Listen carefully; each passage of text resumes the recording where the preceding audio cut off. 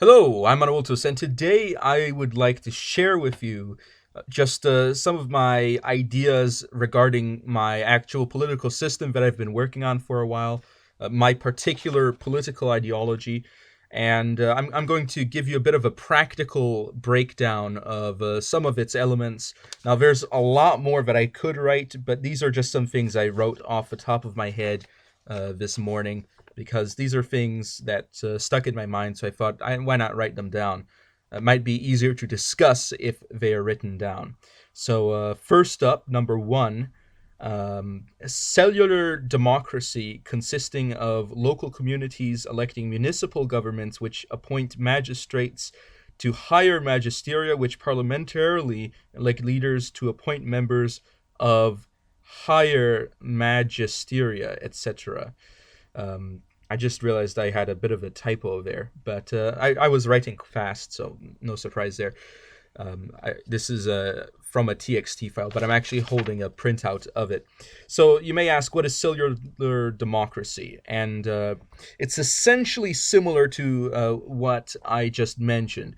That is, that in this system that I described, there are municipal governments, there are cities, towns, that elect uh, their own leadership for various reasons and to do various things, and that there will be a responsible party in the leadership to appoint someone to go to the higher magisteria, a magisterium being a bit of a generic term for um, a body that holds power or authority in some way, because this does not follow the same pattern of division of powers as is patterned in the American system. So it makes sense to call them a magisteria rather than a representative body, because that's not exactly what it is. So cellular democracy. Now, the reason I use the term cellular democracy is because it is a term that someone else has already been using to describe something similar to what I'm doing. However, I'd just like to point out that my ideas are obviously not the same as this individual. This individual is some professor in California who came up with an idea called cellular democracy, which is similar to the system that I had personally dubbed democratic feudalism. Now, of course, the reason why I use the term cellular democracy here instead of democratic feudalism is because the with feudalism you already have implications where a lot of people not only don't understand what feudalism is, or in many other cases they don't understand what exactly I'm referring to when I mention feudalism in this sense. And what I essentially just mean is infra orders of authority, because I believe that the advantage of democracy lies in accountability and responsibility, and that those advantages are diminished when the voter base becomes too large, as would happen with millions or even billions of people, and that therefore it makes sense to subdivide it so that you democratically elect your local government, and then that government, which is now a government that is known to be trusted by the locals, can elect a government above itself, creating a chain of trust, or a pyramid of trust. So the pyramid of power, as I refer to it. Um, Essentially, that's what I mean. And then, of course, it all goes up until you get to the very top with the supreme magisterium, which is above all the others, and is essentially what people would call the national government. Now, this system is not the same as federalism, because federalism has the implication of people joining together to do this, which is not necessarily the exact meaning I put on there. Although feudalism, which comes from a similar root to federalism, has a bit of a similar implication. However, in the medieval context, it's more that the feudum is given rather than something that is joined together. So it it's different qualitatively, and I also know that democratic feudalism is a term that is used in Indian politics. I'm not too familiar with exactly how it's used, so I don't want to give people the wrong impression by using the term feudalism, and then people will think that I'm referring to uh, the Middle Age system with serfs, which is not what I'm referring to when I use feudalism, because I consider qualitatively serfdom to be something that is distinct from feudalism, although it is something that can be interactive with it. But when I say feudalism, I specifically refer to the infraorder of authority and responsibility that also creates a degree of local autonomy, which I emphasize in my second point, which is freedom for municipalities to decide and be responsible for their own socio-economic policies. Now, why would I do this? It's because I believe that the interests of each community are going to be different. And I believe that allowing for a diversity of implementation of socioeconomic policies would indeed be useful in establishing a functioning government. So I do believe that in my opinion, would be very useful. Now, the third point is individual liberty to leave one's municipality and communal liberty to deny memberment into a municipality for any reason.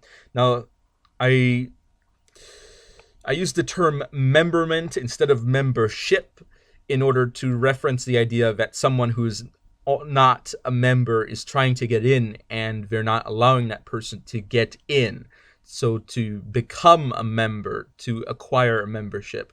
Now I know that the word membership can already be used in that way. So I have been criticized for using the term memberment. This is actually why I printed out, because I shared this with other people.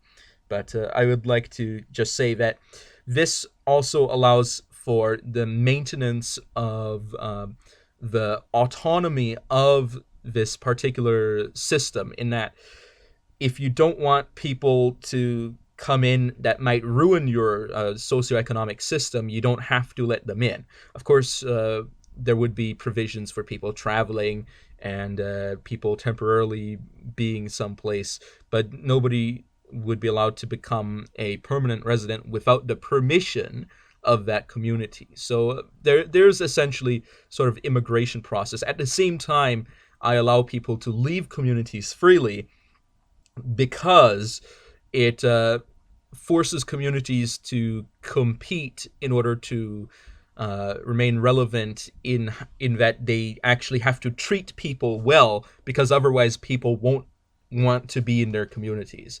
So it essentially puts it on both sides, where communities can't be ruined by people simply forcing their way in, and also communities have to ensure that they don't ruin themselves so that they don't fall apart by everybody leaving. So I believe that that creates an important balance that allows these municipalities to create functioning and prosperous socioeconomic systems. So the next point, point number 4, central commissions of military courts, information, currency, finances, budget, and strategic infrastructure. So what I mean by central commissions is commissions that are directly responsible to the supreme magisterium. In other words, these are particular branches of the central government that carry out various duties associated with it. So, of course, the military commission, it operates the central military and coordinates with lower militaries.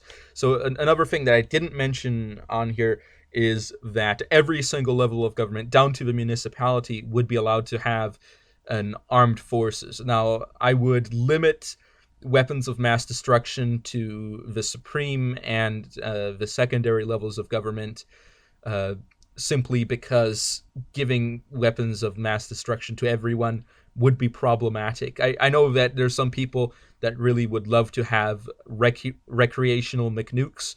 I would love to have a nuclear bomb. Uh, this is going to sound weird, not because I would use it, but because I would use it as a status symbol.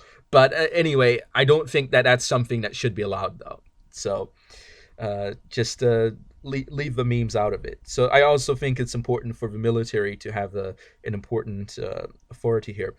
The Courts Commission operates the central courts of justice with the exception of the Supreme Magisterium and coordinates with lower courts. Now, I sort of implied this here, but I didn't mention it explicitly. But each magisterium can operate as a court of law. However, they can establish additional separate courts by means of the Courts Commission, so that you don't have to bring every case that goes to the top level in front of the Supreme Magisterium. Also, when I say it coordinates with lower courts, what I am saying is that these courts wouldn't be very many on the top level. They might be 1, 2, or 3 of them, and there would be mainly responsible for dealing with high crimes, things that deal directly with the Supreme Magisterium, or things that have, for some reason, been appealed to this level, which wouldn't be very likely, but could potentially occur. It also would have to do with people that violate the Constitution. The Information Commission, it archives reports from all commissions and magisteria. So why would you need this? Well, the answer is because it is important for the law to be codified and for people to know what is going on in the government, not necessarily the public, but just from a necessary sense, just individuals in the government need to know what's happening on the other side of the government. Otherwise, you won't know. Also, it's important for keeping statistics and having an effective tax system to actually know what's going on in your country. So there would have to be a centralized commission that archives all sorts of information for this, simply in order to keep the government running, because you need information to do all these things. Then, of course, there's the Currency Commission, which controls the money supply for state-issued credit and coordinates exchange rates. So the Currency Commission, I actually have another point that goes deeper into that following this one, so I might not get into that right now. Next one is the Finance Commission. It keeps the central treasury and sequesters taxes from the secondary magisteria and spends in accordance with the budget. Now, you might ask, what does it mean to sequester taxes from the secondary magisteria? That I get into the exact taxation system later, but of course, the Finance Commission is responsible for keeping the central treasury. It essentially is the wallet of the state. It buys things, it sells things. It doesn't necessarily sell things, because if you remember, the economy isn't really in the hands of a central state. So it's not as if there's a palace economy or anything like that. But it buys things, it spends money, and it acquires taxes, and it keeps the treasury, essentially. So then there's the Budgetary Commission. It coordinates with other commissions to synthesize spending requests and presents them to the Supreme Magisterium. So what would happen is, I'll get into the process in a minute, because I haven't written down the process. So all commissions are, I skipped a point. G, Strategic Infrastructure Commission, coordinates with other commissions to acquire and maintain infrastructure that is deemed important for government operation.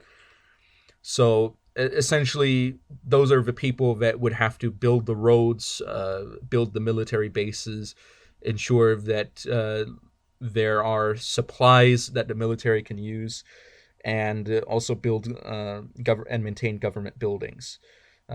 Then all commissions are composed of a leader who is elected by the supreme magisterium and other members, each elected by the secondary magisteria. So essentially, the supreme magisterium gets together, it elects a person to lead the commission, and then the secondary magisteria, the ones that appoint the members of the supreme magisteria, also elect lesser members of the commissions in order to fill it out and to balance the interests of various parts. So there would be certain functions that the commissions would have to vote on, certain functions that the leader of a commission would be able to do without having to take a vote. But I'm not really going to get into that right now. So if you wanted to know about the currency, here's the point. The Currency Commission issues, this is point number 5, the Currency Commission issues 3 types of credit: state credit, trade credit, and emergency credit. A. State credit, the credit that is mandatorily used by the magisteria. Municipalities may only pay taxes in this credit. This credit may not be used for international transactions. The supply is controlled in proportion to the population.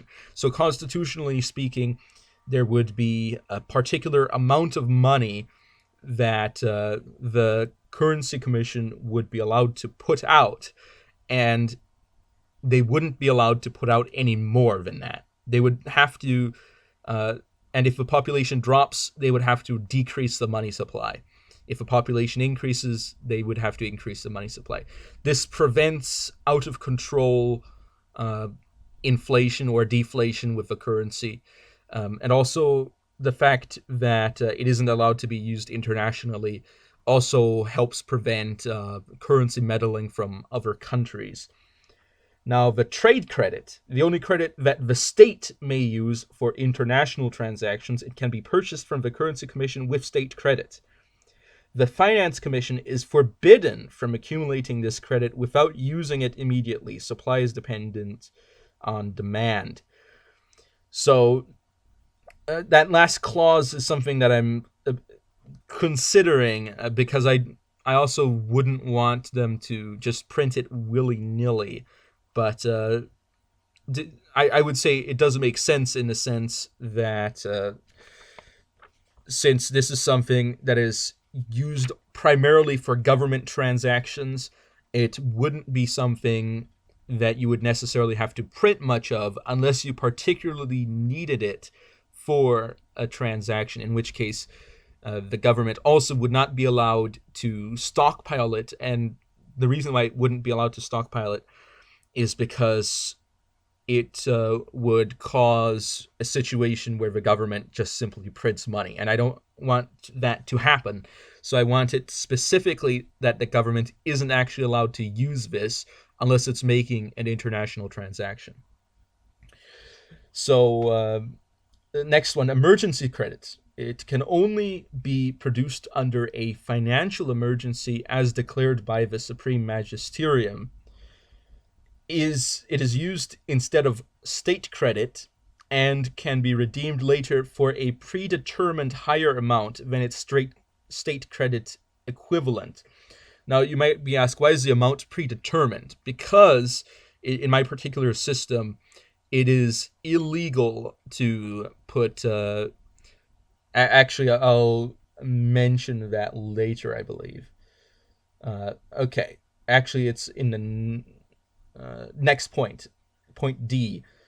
All state-issued credits may not be forged or usuried under penalty of death, which means you're not allowed to charge interest on state credit. You can charge interest on other currencies, but not on state credit. And you might be asking, what other currencies are there? Well, municipalities may issue their own forms of credit that do not have to adhere to the same rules as the state-issued credits. So essentially speaking, you can have other currencies, and I know that people from the 1700s country party in Rhode Island and Providence Plantation would love to hear this, but they're dead now. So, and they went bankrupt too. So, sucks for them, I guess.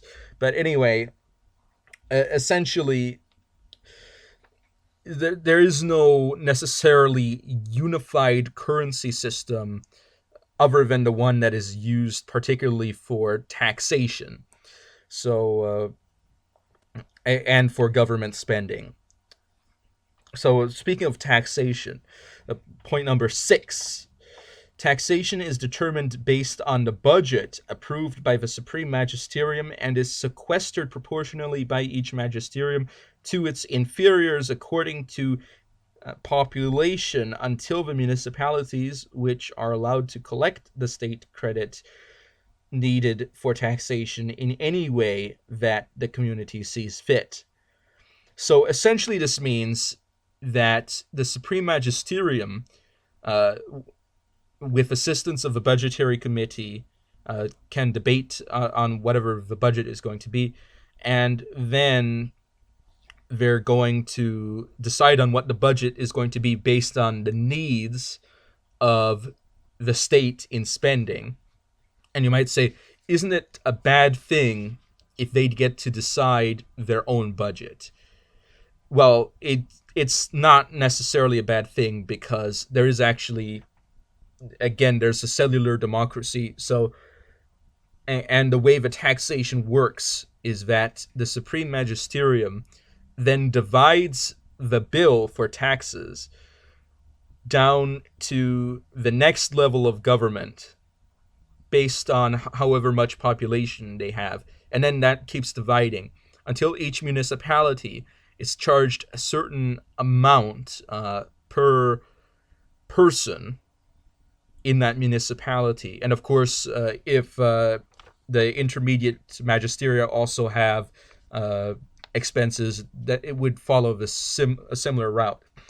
And then when you get down to the municipalities, it's then up to the municipalities to decide how exactly they want to acquire the state credit that is needed to pay the taxes. So essentially, what they would have to do is they would have to either do a regular individual-based tax system, or they could, if they maybe have a collectivist society, they could collectively operate as an industry and acquire the currency in that way. But it essentially allows them a great deal of liberty in how exactly they acquire it, providing that they acquire the amount that they need. And this also creates an idea of competition, because since each municipality has to pay the same amount per person, per capita, they have to decide whichever socio-economic policies are going to provide them that amount of currency in the most efficient manner. And I do believe that efficiency is important here. So the next point, all enforceable laws are codified. The only permanent laws among the magisteria are within the central constitution of the state. All other laws expire at the most within 5 years if they are not renewed. In other words, this prevents laws from being on the books that have not been fully examined, and also forces individuals who want to make dynamic changes to ever recognize that those changes can easily be overturned in the future, or to enter into a situation where they have to advocate for a constitutional reform. So, speaking of constitutional reform, the Constitution may only be amended for a process in which the Supreme Magisterium unanimously proposes the amendment. In other words, the people at the top of the pyramid of trust, the chain of trust, the pyramid of power, have to decide that this is something that is necessary for the government, so they have to make an amendment. The majority of municipalities approve the amendment. Now, I've been criticized on this point because my statement implies a simple majority, which is 50% plus one, which I do understand why people wouldn't like that. So I'm thinking that that may be something that I may change in the future. And the third part, and no sooner than a year after the initial proposal, so they have to wait at least a year. And this has to do with the next few points, but I'm going to get to that in a minute. The amendment passes before the Supreme Magisterium without any member exercising a free veto on the amendment. So essentially what happens is the proposal is made and everybody has to unanimously agree that it is something that is necessary. And then they pass it off to the municipalities to take a vote on it. And then at least a year after that, the amendment comes back to the Supreme Magisterium. Now, of course, it could be more than a year depending on how long the municipal vote takes. And then it comes back in front of them, and at that point, if any person who's in the Supreme Magisterium wants to veto it, they can. They have a free veto on constitutional amendments. And if that then happens, then the process is stopped, and if they want to start it again, they have to start over. It essentially prevents there from ever being something that someone deems as being unnecessary in the government by making it very difficult to make these amendments. And the next point, and this is relating to government offices. All appointees for any office may be replaced at any time and for any reason by their appropriate appointers. So that means that if someone were to, let's say, vote in favor of an amendment and the secondary magisterium that person came from doesn't like it, then the leader of that magisterium can then remove that person and replace the person with someone who will then vote a veto the next time it comes around, and therefore prevent that situation from occurring. Now, of course, if you have confidence that whatever amendment it is something that is deemed necessary, then that wouldn't happen. Then they may still replace a person, but they wouldn't replace them with someone that would vote no. But then, at point 10, all elected offices may continue for up to 5 years before a mandatory election is held. However, elections may be held sooner if a vote of no confidence has occurred, but not with greater frequency than every 6 months. It means that you can be in office for 5 years if no one says anything, and then you can go up for re-election if you want to. And at that point, let's say you just got into office and you start messing up in a major way and people don't like it. They have to wait 6 months before they can do a vote again to replace you if they don't like you. And I think that's important to have that option so that someone can be replaced in a situation where that person is not doing well, but also have a situation where there is periodically placed a question on the leadership, just so that there's still the option of someone perhaps coming in who's new and challenging that leadership in a predetermined way with 5-year terms. I actually don't believe in the idea of limiting how many terms a person can serve, because I believe that the quality of leadership is something that is very important. And by simply placing mandatory elections every 5 years and also the potential for votes of no confidence every 6 months, I essentially solve the problem of people going and staying in office unchallenged for a long time amount of time.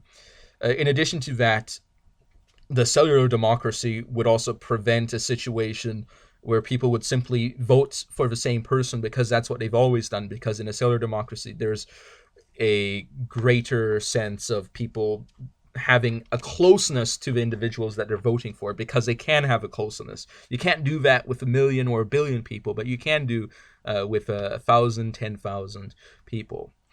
So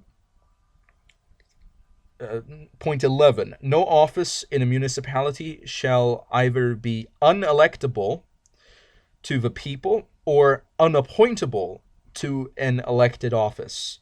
In other words, let's say you only elect one thing in your town, the mayor, hypothetically speaking. Let's say you only elect the mayor. That means every other office has to be appointable through the mayor, which means that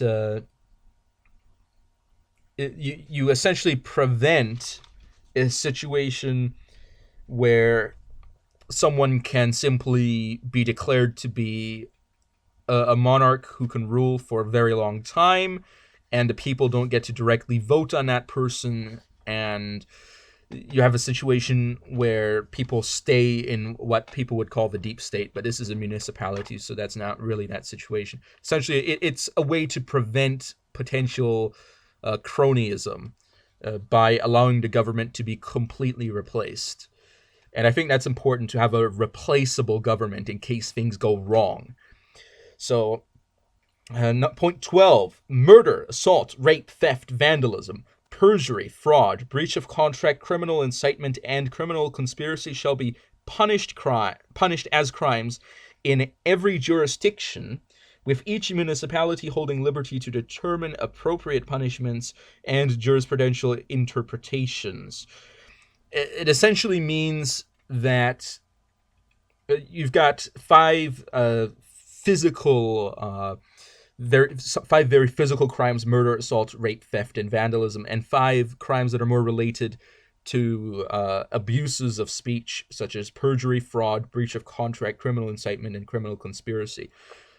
Essentially, you've got these 10 crimes that should be legal everywhere. Now, you might say, why did I come up with these 10 things?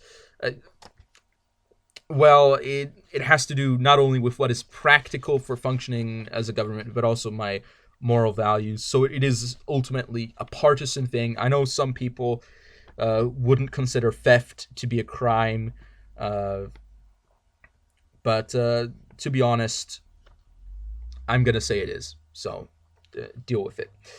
Next one, and also on the jurisprudential interpretation, that means that there is leeway for municipalities to bend as to what exactly they consider assault. For example, I wouldn't consider 2 people in a sporting way having a little tussle to be assault, if it's sporting. As in, I'm a martial artist, so if I go out and I spar someone, and we both agreed to do it, I don't consider that to be an assault, even though we may hit each other. And someone may get battered to some degree, although it probably wouldn't be me because I don't bruise. But anyway, number 13. And this is the last one I have on this list. And as you may have noticed, I've mentioned a lot of things that aren't on the list, but that I mentioned anyway. If a vagueness is discovered in the application of a constitutional law, a court must act in accordance with existing laws, and thereafter may bring the issue to the supreme magisterium, which may choose to make a temporary resolution on the issue. So I don't know if I would use the term vagueness if I were to make an official publication, but it essentially means that if the law is confusing at some point and the courts don't know exactly what to do, they have to operate by the letter of the law, and then the court can make a request to the supreme magisterium to give a temporary clarification on how the law should be dealt with. And the idea is that the court itself cannot operate without the Supreme Magisterium actually passing a resolution on that. And the reason for that is because I reject the idea of case law and common law, and I prefer a system of civil law where people can only be tried in accordance with codified laws, and so that there's no confusion when laws occur. But I do recognize that there may be situations where the court might not be fully equipped. However, I do not believe that the court should give itself leeway to bend the law to whatever they wish situationally, and still would have to operate in accordance with existing laws. However, I do believe that in such situations, the court should be able to give a heads up to the central government that there may be a part of the law that is not as clear as it should be, in which case the central government can make a temporary resolution, which is, of course, recorded by the Information Commission and given to the, to the Courts Commission. And of course, so let me discuss how government spending and budgeting would work here. Now, this is not on here, but I just like to discuss. So let's say the Military Commission needs some military hardware. So what happens is that the Military Commission goes to the Strategic Commission and makes a request for the hardware. And of course sends also a report to the Information Commission because they have to. And then the Strategic Commission makes calculations on what the cost for the hardware would be, and gives that to the Budgetary Commission in order to see if it can be approved to be part of the budget. Now, the Budgetary Commission then calculates how that would factor in to the central budget, and how that would work in the taxation, and they then present it to the Supreme Magisterium as a motion given by the Strategic Infrastructure Commission, and also by the Military Commission if there's any additional military spending itself associated with that.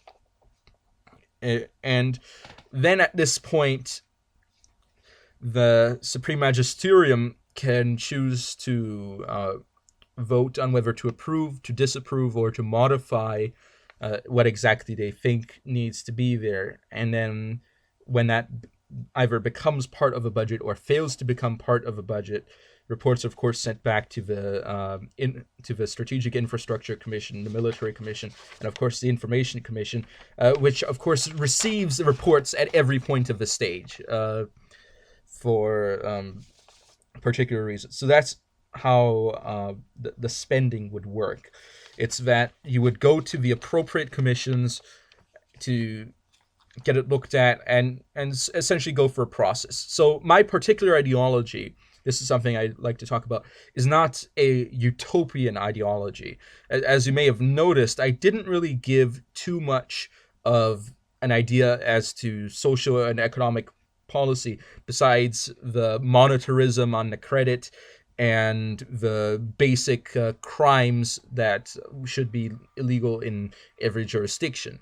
I didn't really give a lot of an idea on that, because that's not what this is about. This is not about creating a perfect society. What this is about is creating a society that has a procedure to be dynamic and to be able to address its problems in an effective way, and to create solutions to those problems, and to also have a bit of a macro liberalism or a macro capitalism where there is a competition between communities. And so tell me what you think. Please do contact me if you would like to. Please tell me in the comments section below, and I will be seeing you all next time on Awiltus. Over and out.